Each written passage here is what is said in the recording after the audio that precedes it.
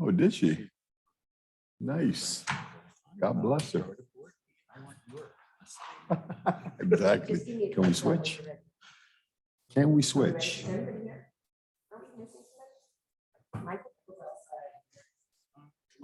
Michael will be Missing, here. we're missing the public. Yeah. Aaron is, They're still on Talking Zoom. about Aaron and Michael. Aaron is sick, so he's going to join remote. Okay, so we're ready.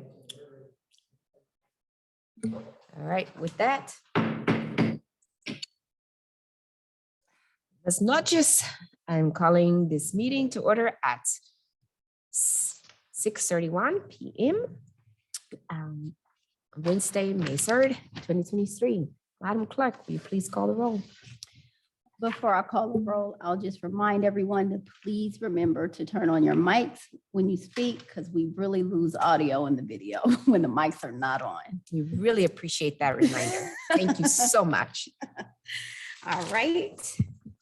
Roll call. Director King Meredith, Here. Director Rentila, Here. Director Weiner, excuse me. Vice President Alvarado Here. and President Sutton. I am present. Thank you so much. We have a quorum. Appreciate that. At this time, we will ask you to please stand for the Pledge of Allegiance, or if you so desire, you may observe a moment of silence seated or standing. And Vice President Alvarado, will you please lead the pledge? I pledge allegiance to the flag of the United States of America and to the republic for which it stands, one nation, under God, indivisible, with liberty and justice for all. As soon as possible. Thank you. Yes, sir. Madam? Thank you so much. I'd like to ask Vice President Alvarado to serve as parliamentarian for tonight's meeting. Sir, are you prepared to do so? Yes, I am. Wonderful. And would you please remind the public? Yep, I will.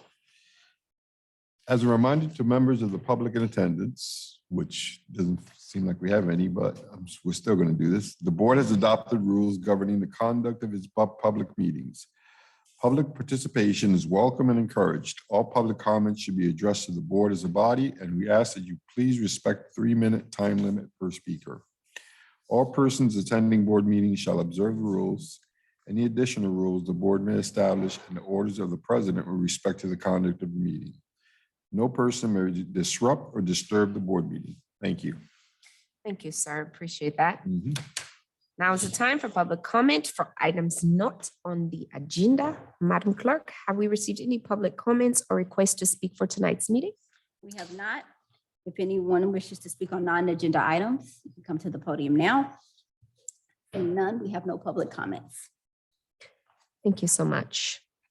With that, I would like to ask our general manager to please lead us through the rest of the agenda. Sir. Yes, ma'am. Thank you. The consent calendar consists of items 1 through 4 on the agenda.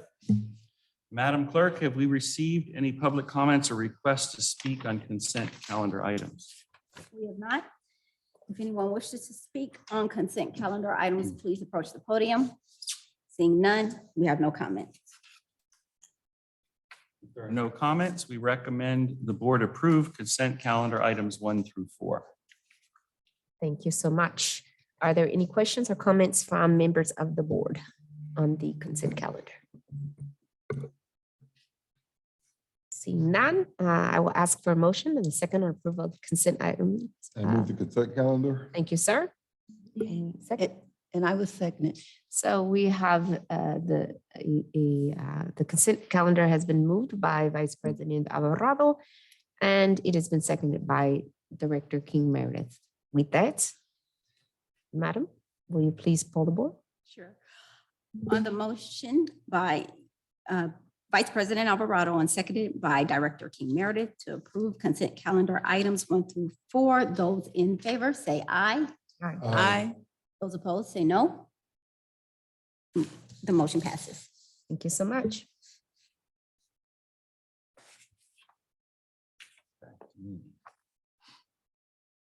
Okay.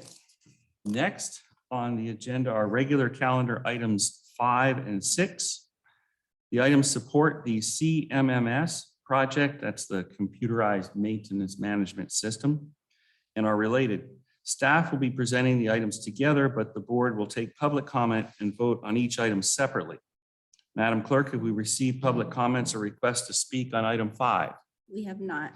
If anyone wishes to speak on item 5, please approach the podium. Seeing none for public comment. We have no public comments at this time. All right, thank you. Our Associate Management Analyst, Victoria Donati, if everybody, I hope at this point has met her, and if not, well, now you have. And Victoria is going to lead us through this and give a brief presentation before you consider the items, and then any questions that the board may have. We will, Michael and I and Mohammed, I believe is remote and can also assist as needed, but we think she's got it. Thank you. All right, good evening, everyone. My name is Victoria Donati, and I am the Associate Management Analyst in the Office of the General Manager. Thank you for the opportunities to speak tonight. Andrew and I will be giving a presentation for items numbers 5 through 6, and that is regarding the contract award for Cityworks in Woolpert. Please feel free to stop us at any time if you have any questions during the presentation. All right, next slide, please.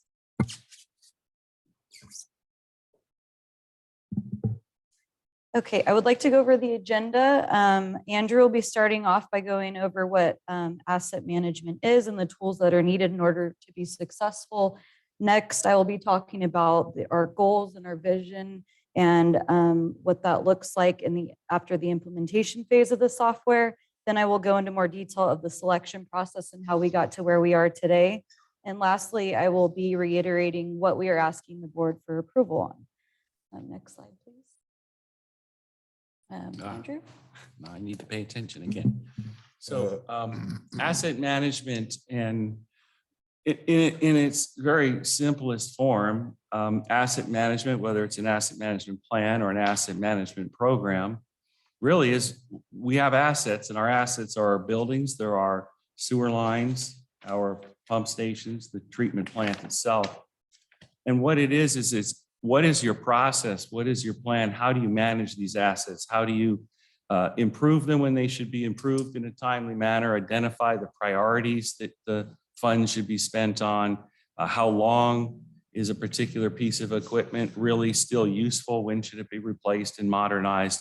So it's a whole really circle or cycle of taking a look at that. And that's what the 5 boxes there are. The first being our infrastructure master plan, which we have from 2014, and we are currently initiating, updating that plan. And that identifies all of our major pieces of infrastructure and makes an attempt to prioritize them. And then we look at the green box, which is from that, if we generate our capital improvement plan, which then we go seek budget for to implement within a particular 1 or 2 year cycle. Although the capital improvement plan itself covers a 5-year plan, it's constantly being updated and refined as different priorities. And of course, we have priorities, foisted upon us when we have failures of a force main or something like that, can often change our priorities somewhat. The 2 boxes at the bottom and then leading up to the purple one, reporting, are really where we're going to be making some dramatic improvements over what we what we have been using up to this point. And one is condition assessments. Is we have a structure, we have a facility, we have our infrastructure, but what condition is it in? Has it been inspected? Do we know what condition, when it should be replaced, or how much it might cost to replace it? And INP has been going through a very aggressive condition assessment of all of our sewer lines, force mains, et cetera. And it will take time to get through all of them. But that also holds true for our buildings, et cetera. The other one, the yellow box there, is the one that's the most critical to what Victoria will be talking about here. And that's the preventative maintenance schedules. And our ability to then go to the purple box, which is reporting, recording, collecting data, and making informed condition-based cleaning schedules. And when I say that, I'll give a simple example. We don't want to polish pipe. We could say we go out and we clean the sewer main down Hilltop, once every 4 years. And well, do we clean it once every 4 years, whether we need to or not?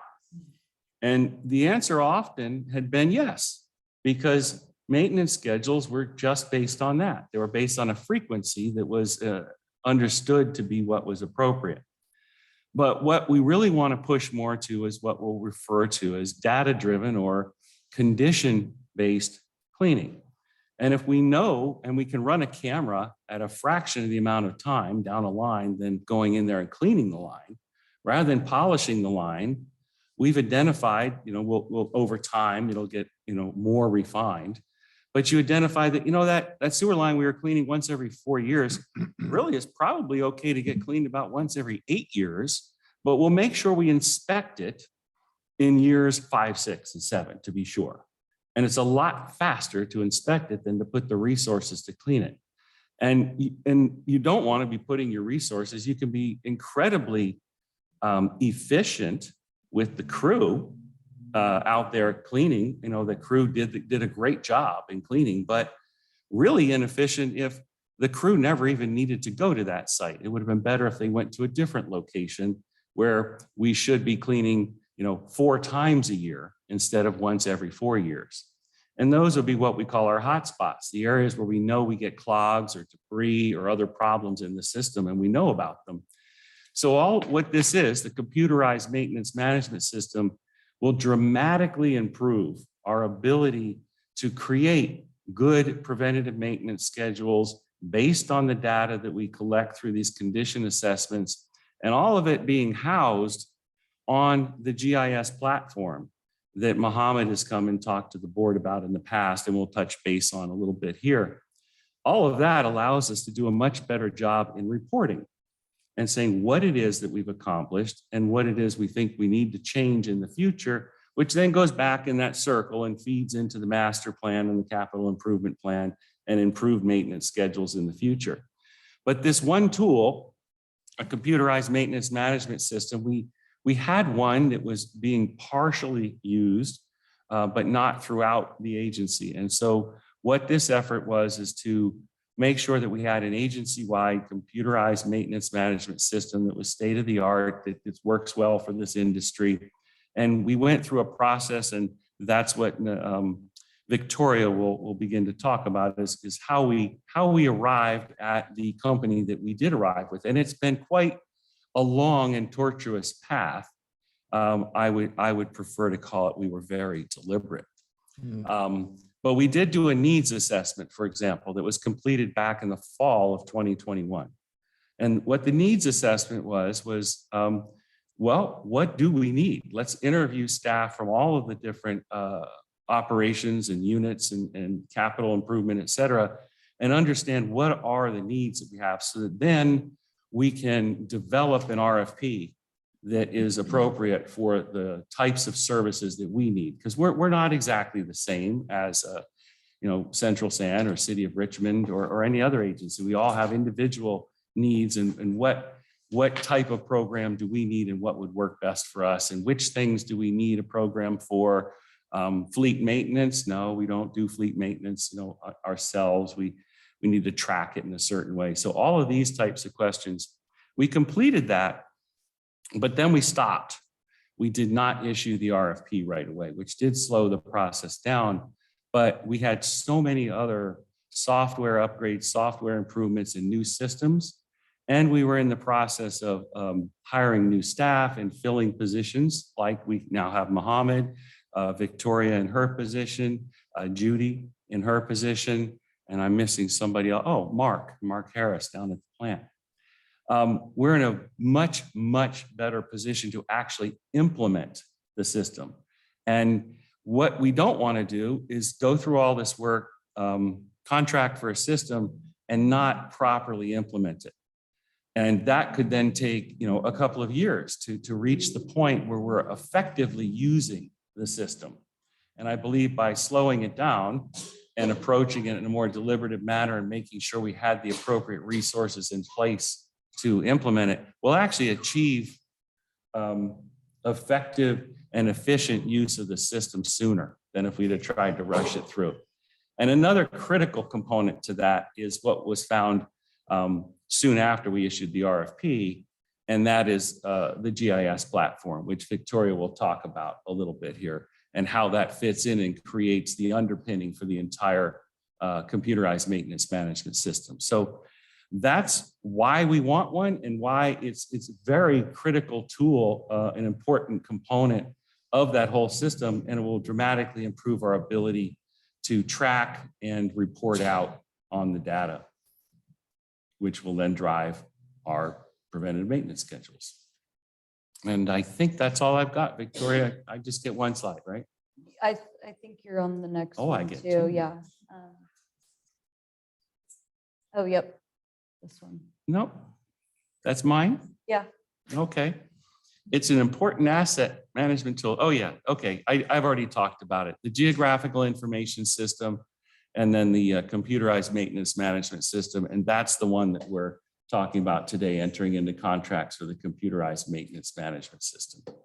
And this just has some nice pictures. It's a nice slide. Thank you, Victoria. Absolutely.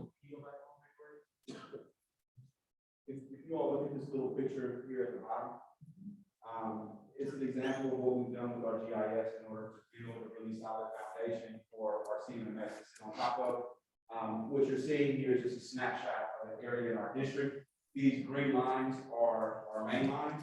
These red lines show, the red arrows show the direction that the flow is going. These little gray circles are every single manhole. That little text there is very detailed information about our main lines in terms of how long they are, what type of pipe they are, how deep they are. We also are attaching when the last time the pipe was cleaned or changed or maintained or had a repair, which will feed into the CMMS system that we're talking about here.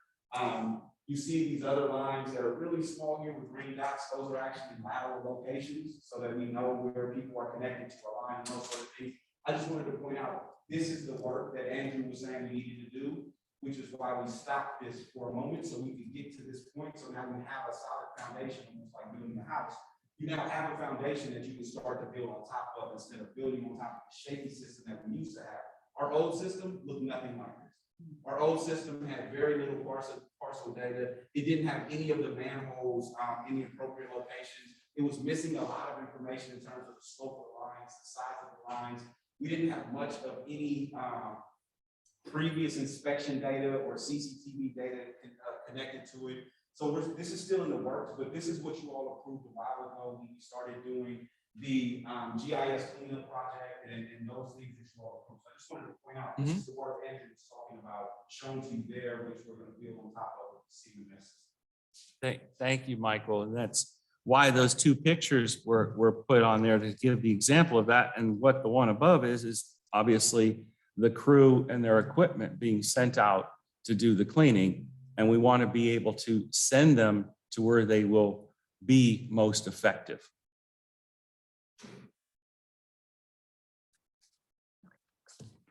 Thank you. And as Andrew stated, there are many reasons why implementing the Cityworks software platform would bring great value to West County Wastewater. Some of those reasons would be best practices agency-wide, utilizing the most advanced technology, having an automated workflow, improving and simplifying reporting, and effective asset management and data management. And as Andrew mentioned previously, the integration with GIS. And next slide, please. So I'd like to go over the timeline and how we got to where we are today. In fall of 2020, West County Wastewater conducted a needs assessment with the help of our consultant Client First. And the needs assessment helped identify the type of CMMS software that would best be able to provide West County Wastewater with the best tools and needed to manage the assets of both the collection system and the water quality and resource recovery treatment plant. In fall of 2021, West County Wastewater released the RFP and it was due January 2022. And after reviewing the proposals, we shortlisted 6 vendors down to 3 qualified firms, which were Cartograph, Central Square, and Wolpert. Upon shortlisting, interviews and reference checks were completed. In March of 2022, the vendor demonstrations were completed with all 3 firms. Upon demonstrations, West County Wastewater determined that Wolpert was the best possible fit for our needs. From August of 2022 through March of 2023, West County Wastewater has been working diligently with our general counsel, Wolpert and Cityworks, and both of their legal counsel to negotiate both of the contracts. All parties have come to an agreement and we are ready to ask the board for your authorization to execute both contracts. And that brings us to current May 2023. Next slide, please. So this is obviously the requested board action. We would like to ask the board to authorize the general manager to execute a contract with Azteca Systems to provide a Cityworks software platform, and also authorize the general manager to execute a contract with Wolpert Incorporated for the implementation services during the deployment of the Cityworks software platform. Next slide, please. Okay, and I'd like to open it up to any questions you may have.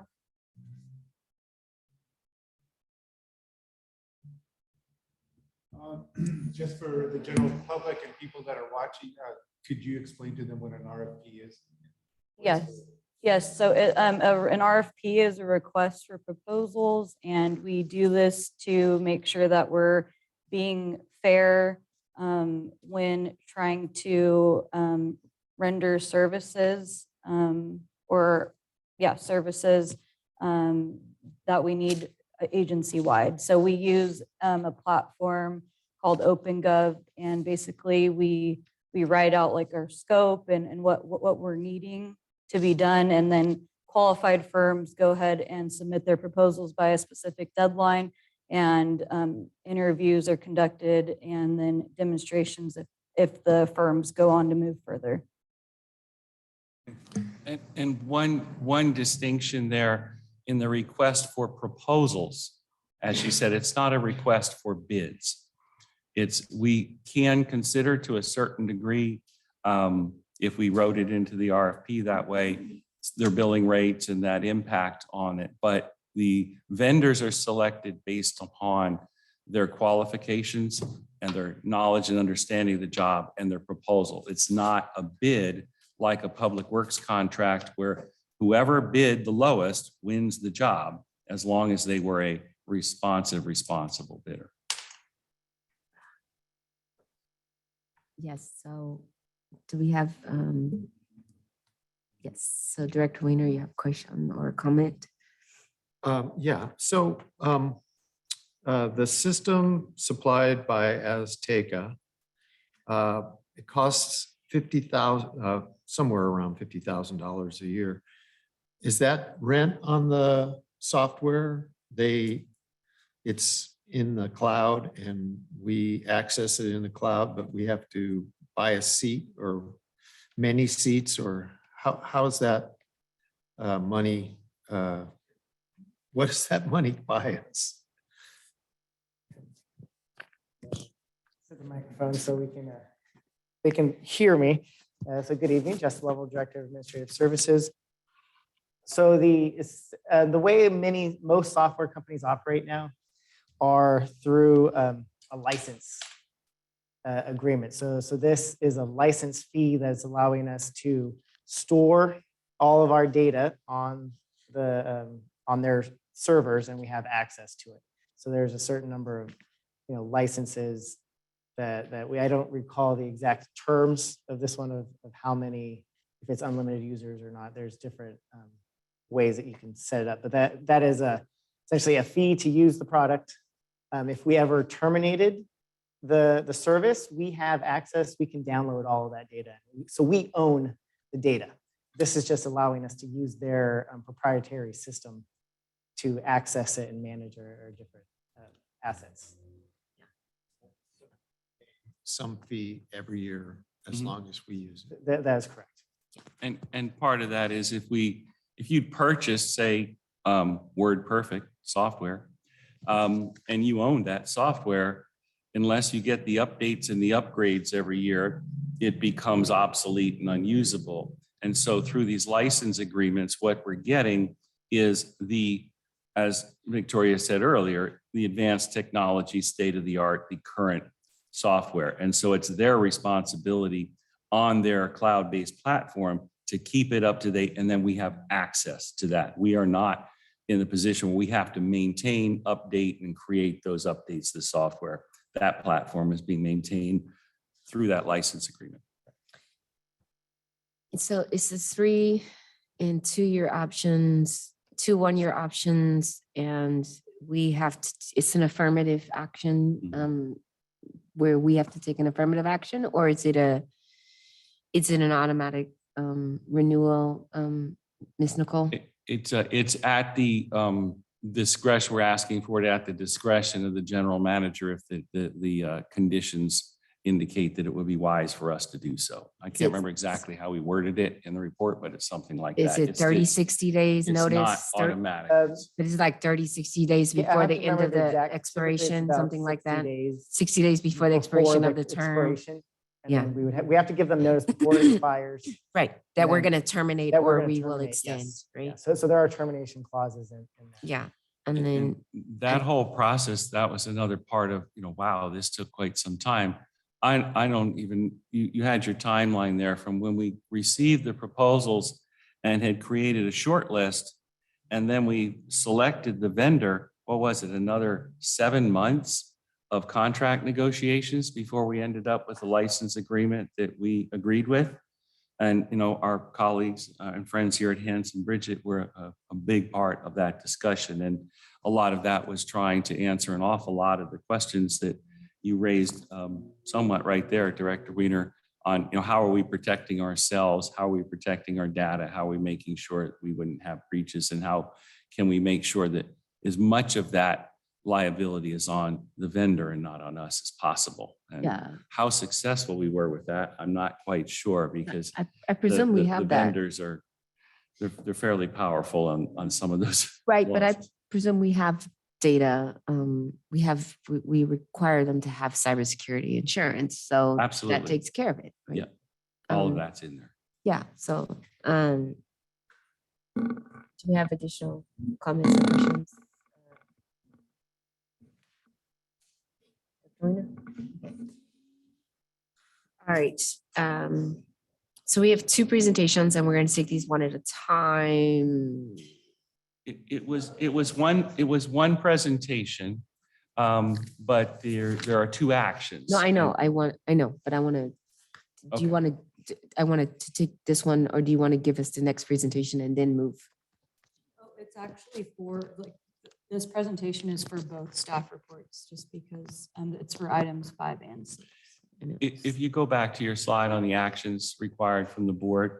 I was going to just Okay. ask for a motion unless you want to do something. There was No, something else you no, wanted to do? I was going to clarify, but if it's good, then we need to do no more. Yeah, unless somebody else has questions, unless you want to stand there and you want to keep talking to us. But I just wanted to say that, I totally froze when he asked me that question, and I'm trying to figure out what to say, but We're happy to have you keep talking to us, Victoria. Well, I wanted to re-answer his question because I don't really know what I just said, to be honest with you. So I was just very, very nervous, to be honest with you. But a request for proposals is a procurement acquisition method used to determine a best qualified firm for the needs. So I used to do procurement for the state, and I'm just drawing blanks right now. You did so fine. I'm sorry. I'm a procurement officer. I think you did fine. You did fine. You did wonderful. Wonderful Thank you. presentation, by the Thank way. you very much. I appreciate it. Wonderful presentation. Nothing to be nervous No, about. you did wonderful.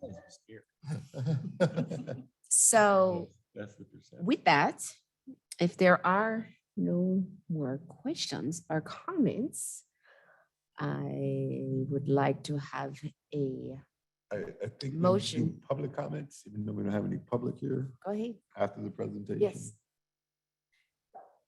Well, we Is had, that yeah. correct? Attorney? We certainly can. We Okay. can, we already took them, but we can do them again. We could say no again. We can have silence again, second time if you like. So, Madam Clerk, can you, have we So- received any public comments or requests for, let's start with item 5. We did not receive any requests to speak or comments on item 5. And can you ask our non-existent public if they have any? Absolutely. If anyone wishes to speak on item 5, they may approach the podium now. Seeing none. Okay, and how about for item 6, madam? Do we receive any public comments? No, let's start with the public. Let's finish item 5 first. There you With go. that, do we have a motion for item 5? So we have no more further comments on item 5. Can we have a motion on item 5? Go ahead. I would like to make a motion to approve. Okay. Second? I'd like to second the All right, so we have a motion to approve a contract with Azteca Systems for the Cityworks platform from Director King Meredith, and it's been seconded by Director Rentila. Madam Clerk, will you please hold the board? On the motion by Director King Meredith and seconded by Director Rentila to approve the contract with Azteca Systems LLC in the amount of $153,000 for supplying Cityworks, a cloud-based enterprise asset management system for a 3-year term with 2 one-year options to extend for a total aggregate amount not to exceed $262,788. And to authorize the general manager to execute the same. To authorize the general manager to exercise the 2 additional one-year options to extend if deemed to be in the best interest of WCW. Those in favor, say aye. Aye. Say no. The motion passes. Gracias, thank you so much. Now, item 6. I can say it or you can say it. We now move to item 6. There we go. Madam Clerk, have we received any public comments on item 6? We have not. How about, Anyone from the audience wish to speak on item 6? No public comments. everybody just run to the front. With that, are there any further comments from the board? Just I have open the item. wonderful. Give me a second, please. I'll second it. Wonderful. So Vice President Alvarado has seconded to have a contract with Wolpert for implementation support of the Cityworks platform, and Director King Meredith has seconded. Madam Clerk? The motion by Vice President Alvarado and seconded by Director King Meredith to approve a contract with Woolpert Inc. for a total amount not to exceed $79,745 for implementation support services during deployment of the Cityworks Enterprise Asset Management System for a 1-year term, and to authorize the general manager to execute the same. Those in favor say aye. Aye. Those opposed, no. The motion passes. Thank you. Sir? And next on the agenda is item 7, reports from staff, general manager, general counsel. Madam Clerk, have we received any public comments or requests to speak on this item? No, we have not. If anyone wishes to speak on this item, please approach the podium. Seeing none, no public comment.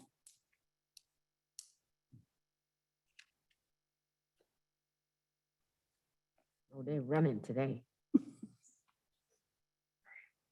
Madam Chair, Yes, sir. I have a point of order. Yes, sir. Are we accepting comments from viewers? I notice we have 4 attendees on our broadcast. Oh, I see. But we would, if someone raised their hand, Yes. I mean, we could see that and Yes. they could. And then the other question I have is, instead of acclamation, I mean, we used to go by roll, now we're doing by acclamation. Was there some reason we just, are these items specifically the kind of items you do by acclamation? Or are they not items that we normally do by roll? We can be permitted to do that, and I will let our general counsel explain why this is something we can do. Madam? Okay, Now that we are no longer meeting remotely, when you use the teleconference procedures or when you followed any of the emergency teleconference procedures, we had to do our votes by voice vote. Now that we're back to meeting in person, by roll call vote, now that we're back to meeting in person, the board can use voice vote. Thank you. You're welcome. Sir? No additional comments. Staff reports. The only thing I wanted to mention is we did have a busy week with our official groundbreaking for the Clean and Green project on Thursday, and then on Sunday, our first ever West County Wastewater Community Cleanup, the Alvarado staging area. And I will just stop there because I believe we'll probably hear more about that from some board members. Yes. And that's all we have from staff and general counsel. Wonderful. All right. So the final item on the agenda is item 8, director's comments, meeting reports. Madam Clerk, have we received any public comments or requests to speak on this item?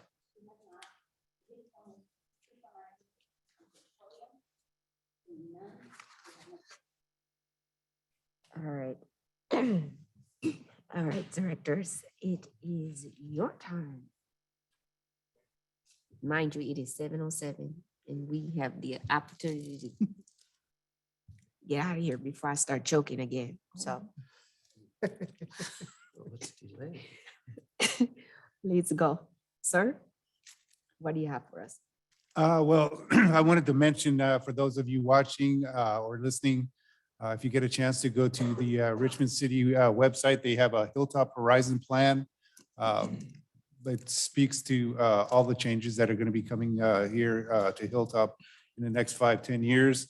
We're also having the career fair on May 20th at the Hilltop Community Church. Everyone and anyone is invited, employers as well. Also, at the Neighborhood Council meeting on May 25th, we're going to have Contra Costa College. They're going to let us know what they can offer for seniors and everyone else. And then at the RNCC meeting next Monday, we will have the fire chief, and we're going to of Richmond, and we're going to talk to him about emergency evacuation plan because the city of Richmond doesn't seem to have one. And then for those of you that missed the city council meeting last night, they did talk about the rent board, and they made some appointments to the rent board. And then Buffy Wicks will be coming to the Riggers Loft on May 5th at 9:30 for breakfast. So tickets are $25. You can get a hold of the Richmond Chamber of Commerce. And then lastly, Cinco de Mayo will be held this Sunday. If you want to bring a car, feel free to bring it to 27th and Barrett. Entry fees are $10 and they'll start lining up at 7:30 a.m. Thank you.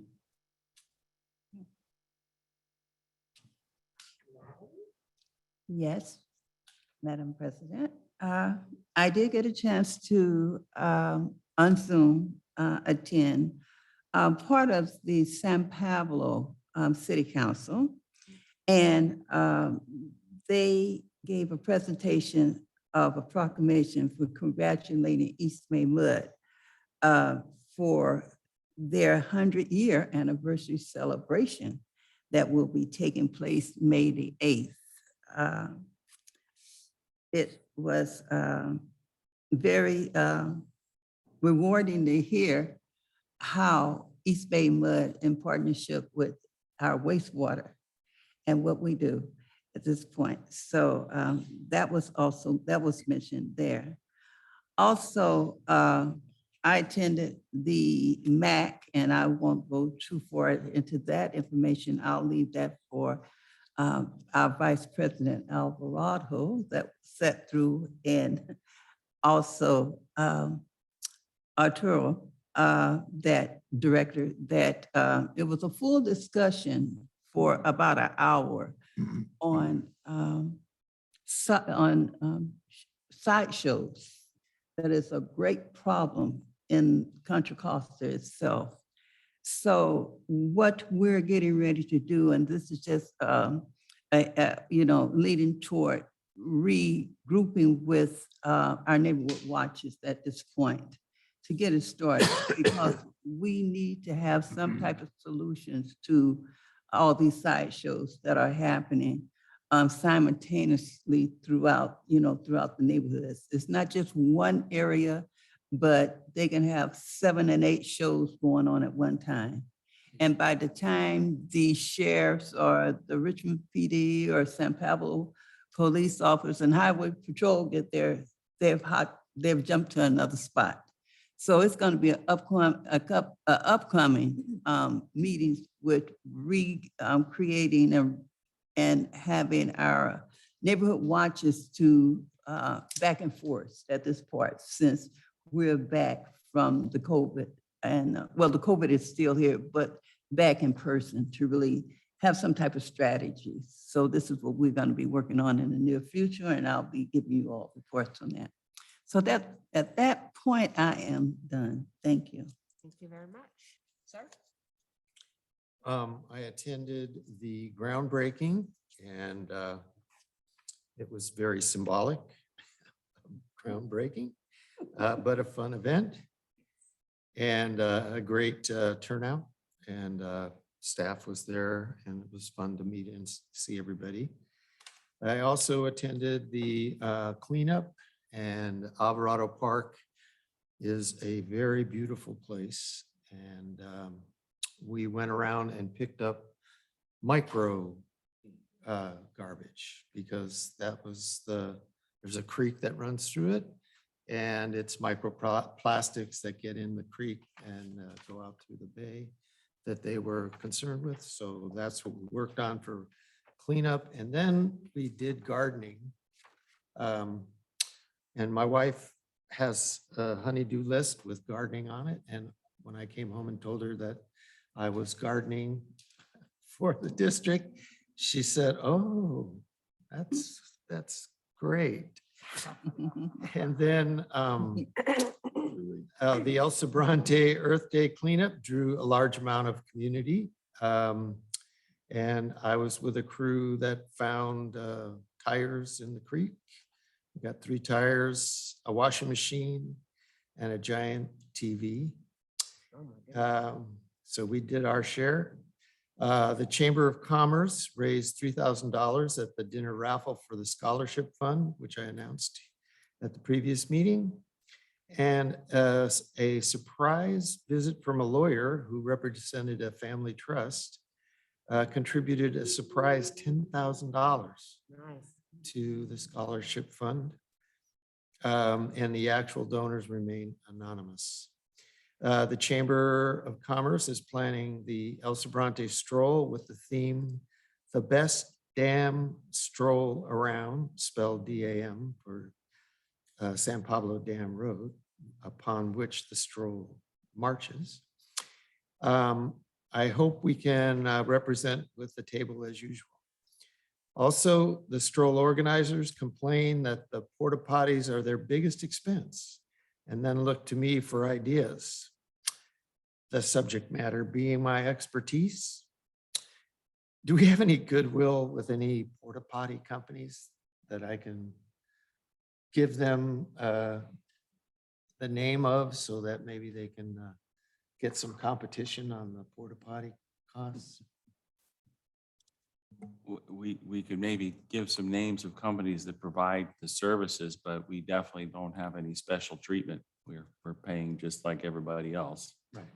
Okay, well, maybe I can give them a list so they can get competitive prices, but being that I'm on the board of a wastewater district, I, of course, am an expert in all things. Well, we know. All right. And the West County Forum continues to be informative and interesting. And I Heard we responded quickly on the Carriage Hills Force main break. Great job. I'm curious to know, was there a lot of cleanup required or did we get on it fast enough to prevent that? Anybody? Oh, it was fast. I just know because I found out as soon as I got all the phone calls. Because it's my neighborhood. Yeah. It was my neighborhood. Yeah, no, it was quickly taken care of. I just wondered if, Yeah, so I'll have Andrew, you want to answer or We Michael? could, under directors, Michael could still, yeah. You want to you can give answer. a real quick You can- briefing on it, Michael? You can answer under this one. You're fine. Yes, sir.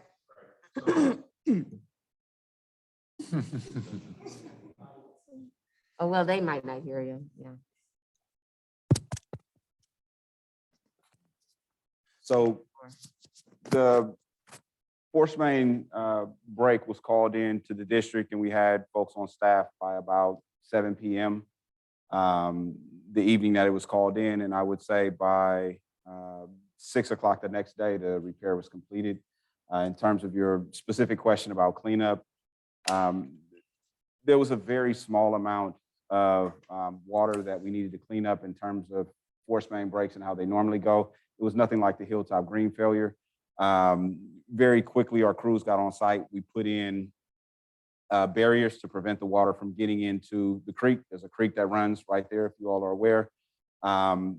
We got our Vector trucks out there and started maintaining the spill. We got vacuum trucks from Tracy here as quickly as they could, and we started transporting. We did that all night from the break site to the Olinda area, which is about a mile away. We did really well with that. We didn't have any additional spills. The next morning, we had a contractor on site. We got the appropriate procurement completed. We got the repair started. And as I said, by about 6 o'clock the next evening, we were completely done and cleaned up and gone. Our environmental services division came out and did sampling of the of the stream. As I understand it, they didn't find anything that was alarming to them. And they'll continue to sample and report as necessary. Yep. Oh, you may be, one more thing, Andrew. You may be happy to know that the reason we were able to get on the ground and get the repair done so quickly without declaring emergency is the CUPCA that you all approved not so long ago. Mhm.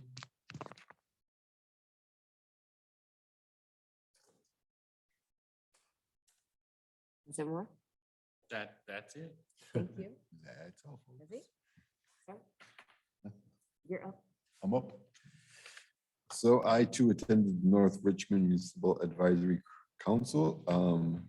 And the one glaring subject was the sideshows. Sideshows are happening and that did take up about an hour. And there are a lot of, about 3 people who really were disappointed that they're not getting any response time from the Sheriff's Department or the CHP because this is an unincorporated area. So, you know, they're not getting no response from San Pablo or Richmond either. So, you know, I feel for them. But both agencies right now are saying that they're shorthanded. And I told them, you know, maybe you should contact your state representatives and your, you know, US representative, maybe see how that works. That was just a recommendation from me to them. And I also attended the San Pablo Council meeting where they too are amending their budget in order to deal with the problem, which is the 2023-2025 budget, because they're trying to do a feasibility study on curtailing these sideshows as well. And for me, I think it's just they should just concentrate on curtailing them, period. But that's my opinion. And also their deputy city clerk, Letty Corbin, is retiring after many, many years. So that's really the only noteworthy things that I have to report on. And that's it. Those are the only 2 meetings I attended since the last time we met. Thank you. Thank you. Thank you, sir.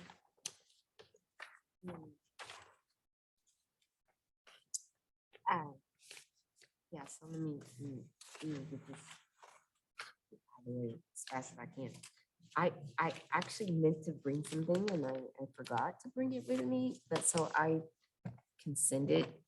Maybe I can bring it next meeting, or maybe I can just scan it in and Ms. Nicole, you can send it to them, but I have the EPA.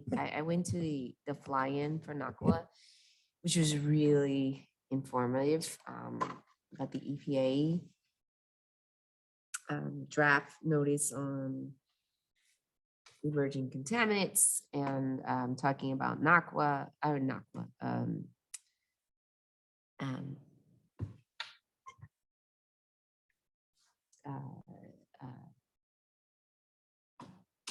EPA's latest take on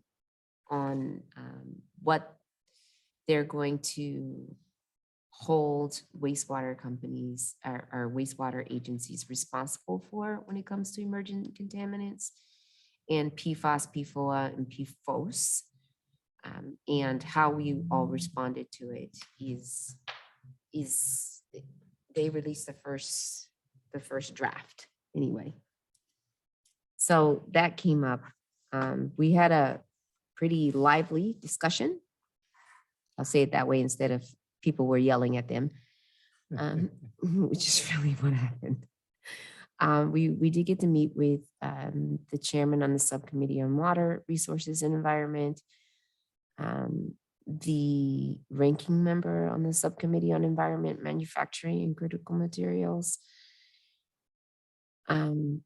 the inspector general on the U.S. Environmental Protection Agency, and pretty much talked about everything the U.S. EPA and the federal agencies, what their priority discussions are going to be for the next year. It was a really robust discussion. One of the things that we did talk about that I really wanted to bring back and make sure that iterative was that they wanted to make sure that the inspector general, he said that if anybody had any questions, make sure you say your name and your agency really, really loud and leave your phone number so he can make sure he write it down. Yeah, so you can keep track of it. But they have a hotline that we can call to make sure that we are, some of the new regulations that are coming out, that we are abiding by them first. The one thing that we do need to know is that the IIJA funds, we need to start the IIJA funds and the IRA funds. Some of those funds, especially for water and wastewater, we have to be looking to use some of those by September 30th of this year, or looking to access them, especially given what's happening with the budget discussions. So I don't know if you guys know that, but they said it like a dozen times that we should be looking to see what we can do to access these funds before they go away, because of what's happening with the budget and because of the threats with not just the debt ceiling, but with the budget, all the budget discussions. And so whatever we can do to access these funds. And I met with almost a dozen, not just in our district, not just here in our California contingency, but I went and met with the EPA. And then I met with the biosolids groups from the national biosolids groups. And they had the same kind of, perspective that we need to be trying to access this money as soon as possible before it does go away. Because the current ranking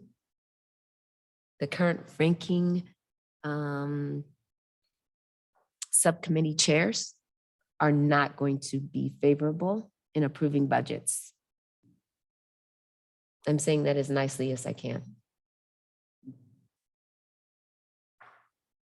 They're not supposed to be partisan, but that's what's happening.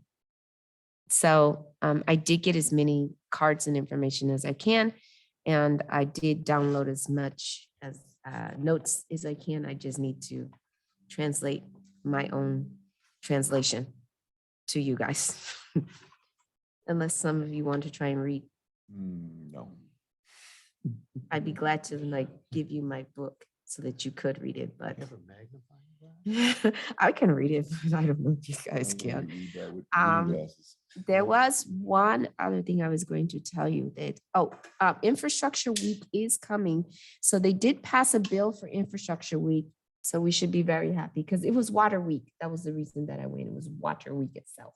But during Infrastructure Week, they're going to pass a bill to make it an actual thing, right? So we know that it's a thing, but they're going to pass a bill to make Infrastructure Week an actual thing so that we can actually do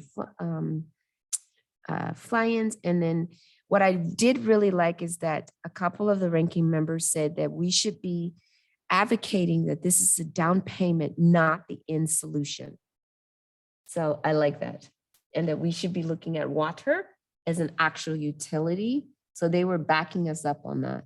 That water is an actual utility, like electricity and gas and electricity and everything else. So we should be, when we go into these fly-ins, we should be posturing water and wastewater in that same vein. So that's the other thing. And then there's a supplement being that he's entertaining. This was the Honorable Paul Tonko from New York. Said there's a supplement to the SRF. If we're having implementation issues and challenges, they want us to document them and bring that up to them. They wanted us to, as an industry, start documenting them and bringing them up instead of individually. When we come to these fly-ins, they wanted them in like batches and groups. The access to the money, Andrew, like all of these issues that we're facing and how we're getting these access to money, whether it's SRF, IIJA, or the IRA.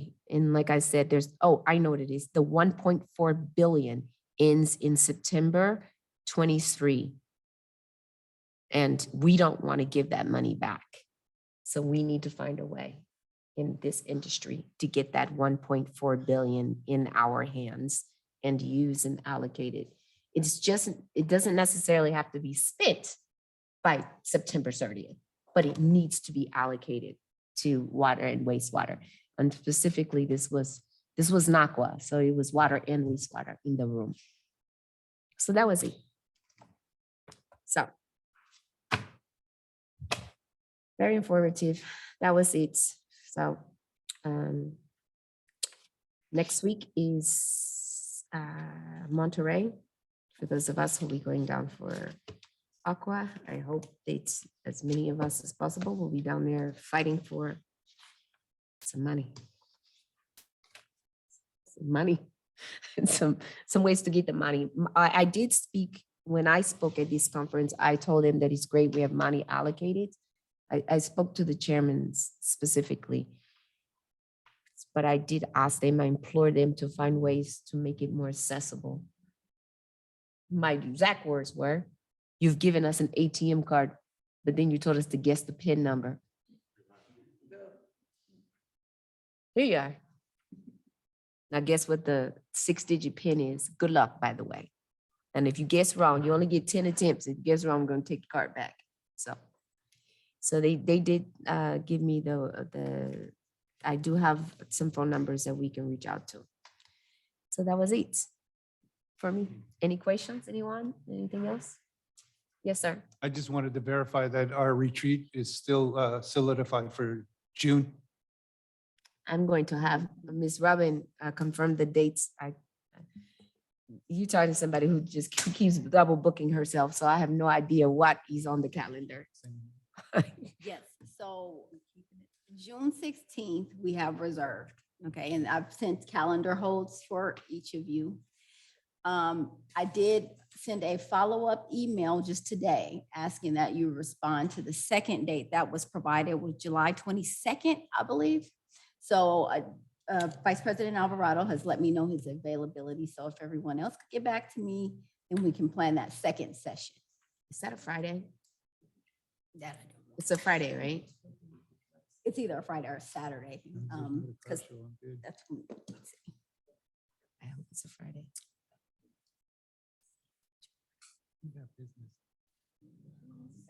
Saturday. Saturday. Okay, So that's, it would be July 22nd, Saturday, 10 a.m. to 2. As quickly as possible. 10 to 2. Okay, I will let you know. Yes. Okay, Director Weiner has a question. Regarding the money, Yes, sir. have we created a project? Do we have? Yes. We have, We have several projects. that we've submitted for IRA. That reminds me, I do need to, Some of what you I do saw need to with tell the you. Green project, the change order was approved and a lot of the funding for those batteries, et cetera, that was that source, IRA. Yeah. And then we have other funding through the Water Resource Development Act for the Army Corps of Engineers, which is our biggest chunk for sort of phase 1 potential construction. And I have to go, I made a note to make sure, I don't want to say, because I got to keep them straight, the IIJA, et cetera. We put in numerous applications to various state agencies and filed within Garamendi's office to try to benchmark or, earmark, or it's not, none of those are the correct terms. Earmark. No, they're We're not trying called- to find the right PIN number to put in there. It really is complicated to try to figure out. So we've done what we can to make sure we put in some placeholders. community, they're community projects. Yes, it was the community. project. They changed the name. They don't like earmarks or pig, whatever they call it. Yeah, port. You don't like those names. anymore. Like those names anymore. All right, that was it for us. Unless there's any more questions, directors, madam?